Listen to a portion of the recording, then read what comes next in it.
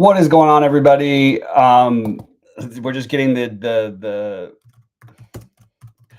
Curry being out news. Okay. Well, that changes everything. So it's pointless at this point of the season. I think that what I'm going to do is no more NBA first looks after tomorrow.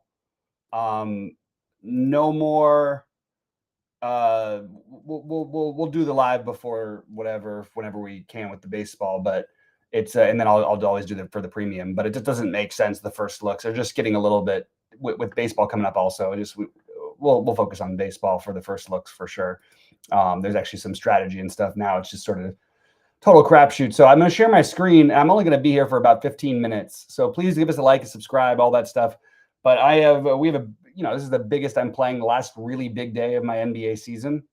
So I'm going to try and hone in and hand build my $1 million lineups as best I can. I just think it makes too much sense on this one. So that's what I'm going to do. I'm going to show you guys exactly where I'm at right now. Yeah, we got that one, Brendan. So that's going to change everything. We're going to wait. Thanks, Adam. I appreciate that. We're going to wait on things to update. We're probably going to wait on them to update a couple times because there's not really a whole lot to do. First of all, that initial projection on Precious was absurd. It makes a little more sense now. And then obviously we're going to get the Miami stuff. I'm sorry, the Golden State stuff. And yikes. I'm hoping. I mean, we'll get the. I don't understand. People aren't thinking. All right. So anyway, let's just take a look at this again real quick. PJ Washington ruled out. Okay, I kind of figured that one was going to come. I'm hoping not to play much from these first games. Now, you can see I bumped down. I thought the projection on Asar was a little bit aggressive. I love Asar in general, but I don't want to need to play him as chalk. It doesn't make any sense.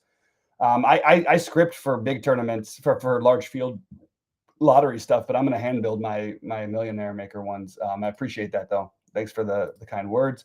It is Bobby with a Y, just for the future reference, but I never mind if it's saying something kind anyway. Hardaway Jr. and Cunningham are kind of the big pieces from the early on that we need to obviously know about.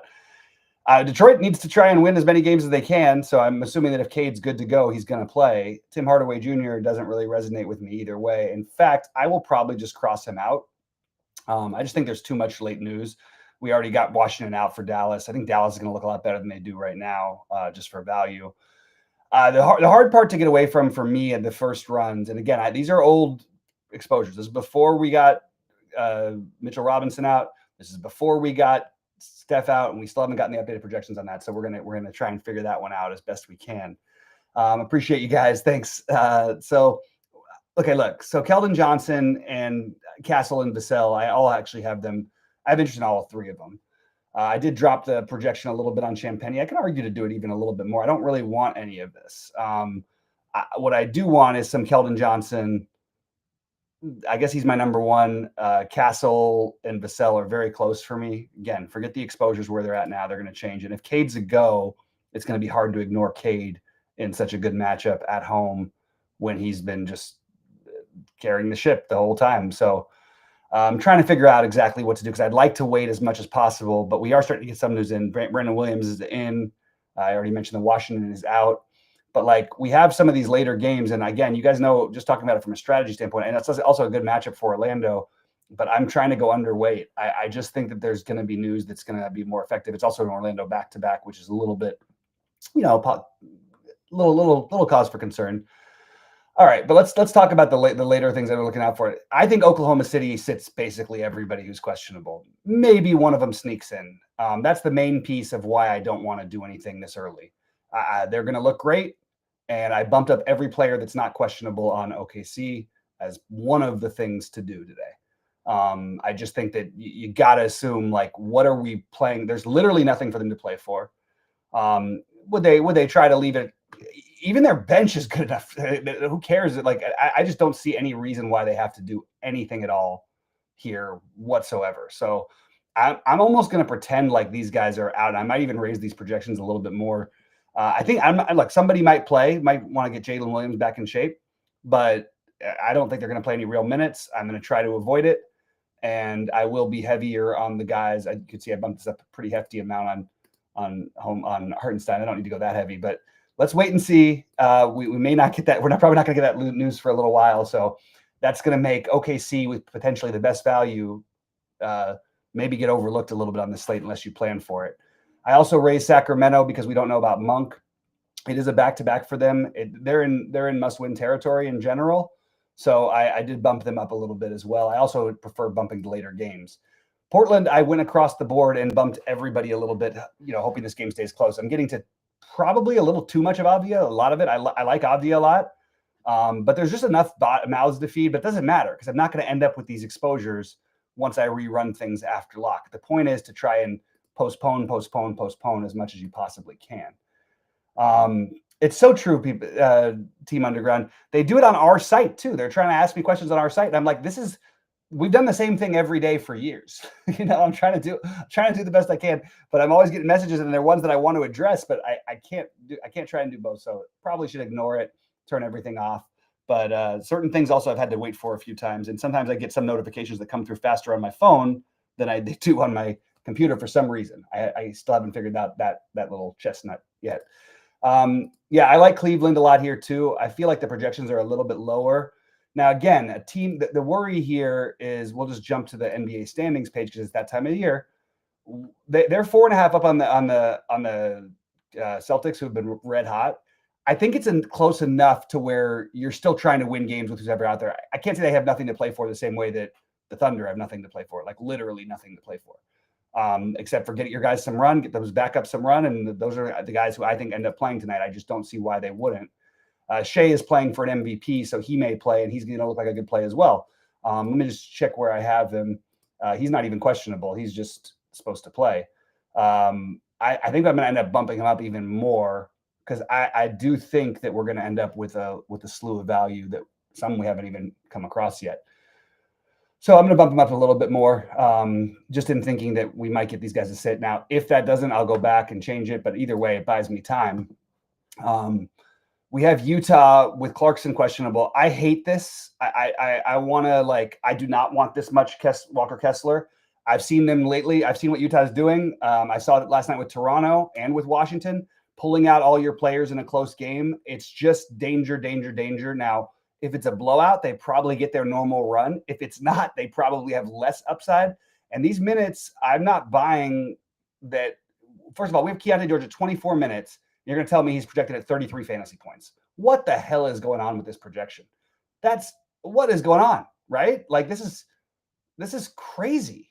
Why is he projected at 32 fantasy points in what, 24 minutes? That should not be the median. Okay. I'm going to go even a little bit lower. The only reason I don't want to even go all the way off is because I like having the later stuff. I like having a little bit of it, and I can always switch off Kessler, whatever. I already think he should be lower as well. But same thing goes for Memphis that I said before. I am going to bump those guys up for the most part. The only ones I bumped down were Jaren Jackson because I felt a little aggressive, and I felt like when I put in what I thought was a more accurate projection on Scottie Pippen Jr., it's not much of a difference, but I didn't want 100% of them. I do think there is a bust path. I still think I'm going to probably end up with a good amount of Scottie Pippen and campaign, which we'll get to in a minute. But this is just sort of the way that I'm thinking, and I bumped up these other guys because I just want to have spots available after the first lock, like a lot of spots available. Şengün, I feel like I barely projected him down from SaberSim. I'm closer to Goldies. I didn't like early on getting 1,000,000% of them. I also feel like Van Vliet, like he had an insane game the other night, but he made 9 of 11 threes. That's a really hard thing to duplicate. Now, it is a great matchup against Atlanta, so I'm okay with mostly leaving these guys. I only bumped them down just a tiny bit because I don't want to be overly exposed. I might reconsider my Van Vliet stance a little later. Still trying to decide on that one. On the Atlanta side, really nothing that shows up. I do think Trey makes for an interesting tournament dart just because no one's going to play him. And it is Houston. They played a little bit faster, and there's still a chance Trey can play himself into a game here. Now, he's not a priority, not a guy I'm going out of my way to try to get in there, but I just think it's a guy I'm considering, but really nothing else showing up for me. Going to get a lot of Wiggins, I think, tonight. He's been really good. They're playing him a ton of minutes. What do we have him for minutes? 34? I think there's upside on those minutes. I think he could play 38 minutes. Another team that just can't seem to win, so they kind of need everything they got. So Wiggins is my favorite. Definitely going to get somewhere. Probably a little bit of Bam. And then the Golden State side, Quentin Post is the one who's going to pop right now because of the news about Steph. He'll get some more minutes. We'll get some Podziemski run. I'm kind of confused. I thought they would bump Butler up a little higher, and I am probably going to force in Jimmy Butler. I'm playing 3 in the big buy-in, and I'm probably forcing Butler into at least 1, maybe 2. So I am on the Butler side. Going through the rest of it, we've got Campaign, who's going to be a tough to fade as long as he does start. I actually dropped his projection and they raised it. So we'll make it 27.5. You're still going to get a bunch of them. Maybe not quite as much. Let's leave it at 28. We'll leave it there, right where Goldie had it. Precious, I'm fine with for value. I do like Towns, and we should be able to do what we want. Now, the problem with Towns is, like, I think we all thought that without Brunson, we'd be seeing this explosion out of him. And it really hasn't been the case. Only hasn't cracked 52.5 basically since February 20th. And it feels like the play that every night doesn't work, that everyone keeps wanting to go back to. I think it's a great matchup. I like the idea of it, but it's not been that case. And who can we find as an outlier from there? I think Josh Hart is the outlier. That, look, you're not going to get that game all the time from him, but I think there is some upside for him here. And I think that he's getting a little bit overlooked. So I did go ahead and, again, I didn't even end up getting to him. Josh Hart, I bumped him up. I still didn't get to him in my last run. I might bump him up a little bit more because I think there's upside for him in this game. And the Knicks are going to try to win. Dallas might have a terrible team out there, but they've actually fought, like, for the most part. Right now, we're not getting anything on Dallas. This feels wrong. We've got, as of right now, let me make sure. I believe there's 10 available bodies. 9 available bodies for Dallas. Something's wrong here. So I'm going to have to change these projections at some point, because I don't agree that you can have 9 guys only and that we're supposed to assume that no one's going to be above 31 fantasy points. I just don't buy it. This is a total misprojection. Maybe they haven't accounted for it. See, there you go, popping up a little bit. I just think that there's, I don't know who it's going to be for me yet, because the guys are priced up because they've been playing with 8 or 9 guys a lot of the nights, just because of all the injuries. But I mean, look, taking a shot on Hardy might make a little bit of sense. I think Kai Jones might be the ones I'm most interested in. And he does things out there, man. He's active. I kind of was hoping we'd have Brandon Williams out, then we'd have some more clear what to do. It is a back-to-back, and he did come off an injury recently, but I'm confused. I'm definitely lost with the Dallas side and why they're not projecting a little better. It could just be because we priced them up now, but I still feel like with 9 players, there should be something that stands out, and Kai Jones is the best I can come up with right now. That can't be right. There's got to be some other way. I think Najee Marshall's projection's too low. You can see, actually, no, they saved some updated his. Okay, that's good. And I'm just feel like there's something I'm supposed to do with Dallas here. But I honestly am just struggling trying to figure out what that is. They're just uncomfortable prices for all these guys. I think okay, maybe we could talk ourselves into Brandon Williams off the bench. He's only played he only played 19 minutes yesterday. Okay, maybe. Still, he's been out recently at times, so it's hard to feel great about it. Jaden Hardy, that's a high volatility play that I'm kind of interested in, but I'm going to wait to see just if these things update, because I feel like we're supposed to have something with Dallas more than what we're getting right now. I'm not buying these projections. All right, but anyway, so going back, Detroit. I don't want to play these early games as much as I can avoid it. So I'm bumping everybody down. You know what? Even if he's good to go, why don't I just make Tim Hart? The only thing I want to remember that he's up here. So let's just make him 17. I'm not going to get to any of them at 17 anyway. But I don't want to get to any of the value here. If I did, it would be Schroeder. But even that, let's make that one lower. I just don't want to overdo the first games. I am happy with the Cade if he plays. I do like Jalen Duren if he plays. I'm sorry, I do like Jalen Duren either way. And Isaiah Stewart, I think, is an interesting tournament dart, but I just don't want to use that value early in the day. And again, as I mentioned earlier, I'm having a hard time getting off of the Spurs guys. Not so much Chris Paul. I'm happy to lower this projection and just maybe even lower it more, because I don't really want that. He is 4,700, so it's like it's like, I don't want to play Chris Paul when I'm playing for $1 million and a $3,300 buy-in. Then you look at these 4,700, and he doesn't have to have like a great game to go put up 30. Tricky. Is the best way I can put it. My preferred ones would be in this order: Johnson, Ty, Vassell, and Castle, and then Sohan, who I think you could argue maybe like, I don't know where I stand with his projection. I don't want to use these weird plays early in the day, but Sohan is going to get his run no matter what. So maybe I can talk myself into that one. And then what if they do start Biyombo again? I still don't think I'm using that. We have Biyombo, but I mean, it's grim, but like if he starts, I mean, he did put up 25 in the last game. It's not something I would cross off. I wish the game was later. If it was in San Antonio, I have a lot more interest over there, and I still have some interest. I did raise Miles Bridges' price. It's still probably not going to get to him at all. I just think this is too low of a projection from Goldie and even from SaberSim. I did bump down from SaberSim's projection the number on LaMelo. I don't see any, again, teams losing. LaMelo has eclipsed, what has he been? He's probably going to end up right in that mid-40s range. Now, there's upside for him. Sure, we all know that. But I just, terrible matchup, probably just rather wait. And then Orlando, I'm just going to get sprinkles of these guys. I did drop the projection on Anthony Black. It feels like an immediate overreaction. I love Anthony Black as a real life player. He's had 2 really good games in a row, 29 and 37. I don't think that his projection should be quite as high. And again, I just think there's other value later to consider, but he's probably going to end up in more than 5% of my lineups, which I've got him at right now. I'm going to rebuild right after this, and then I'm going to go get out of here and get to my things. I'm not going to go in the premium channel tonight. I will answer questions if anybody posts anything in there, but I'm going to try to do my best to really focus on taking one home tonight for the true DFSers. All right. Wendell Carter, I just bumped him down a little bit. The back-to-back has me a little bit concerned. I think you could make like a large field case if you're not paying attention to the timings as much.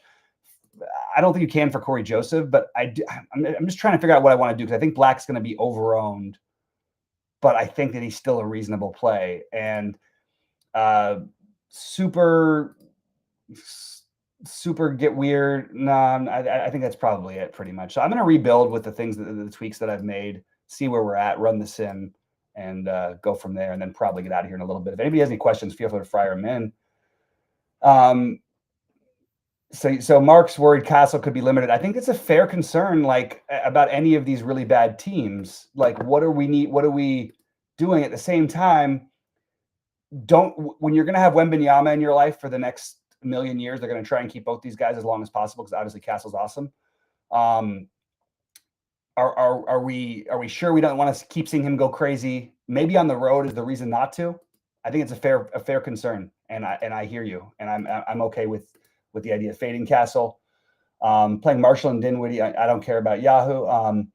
Andrew Wiggins, to get different. There's nothing different about Andrew Wiggins whatsoever tonight. I don't know where you got that idea from, but Andrew Wiggins projects great, should be owned highly, so I don't think there's anything getting different with Andrew Wiggins. All right. Kai, I don't care about the Yahoo stuff. You guys can talk about it. If anybody has any specific questions, I don't know the prices over there. I don't play on Yahoo. I find it to be pretty horrible, but there also is a lot of mispricing, and maybe people miss it. So I've been told I cost myself money by not playing on it years ago. I'm feeling fine right now. Good evening to Nika. Nice to see you always. Jimmy Butler is, I mean, it's now without Curry. I think he's going to be a lot more popular. Cat is forward eligible on Yahoo, which is kind of bizarre why he would ever be forward eligible. I guess they played him with Mitch Robb a couple times, so maybe that's why. But here's where I'm getting my ownership, and then I'll jump over to draft to FanDuel, and then I'm going to get out of here. I'd like to see some starting lineups before I make my final big buy-in decisions, but yeah, I'm a little nervous about this one. I hate this time of year. I hate and I love it, but I think there's edge. I think it's really hard when you watch a game like Toronto and Washington last night and nobody playing down the stretch. I mean, Scotty Barnes was going to put up 65, and he ended up at 48.5 because he didn't come back in the game. I just feel very uncomfortable. Jordan, what's his name, was making too many shots, Jordan Poole, so they stopped him as much. All right, so this is where I'm sort of at ownership wise, and let me just see the start times for these games. Let me just go over here. Where's the game? Don't we have that on here? I thought we did. I've got them memorized anyway, so we'll see. But you can see that most of the games are after the 7:30 window, trying to avoid most of the early window. Now, Keldon Johnson on the road, let me just take a quick look, because you think, again, when you don't have Giannis, you're going to want to let these other guys cook a little bit. I think I have too much of him. His biggest games have primarily come at home, basically in every spot. And they're not trying to win, and they have enough bodies to get by. They're going to play Champagny. They're going to play Sohan.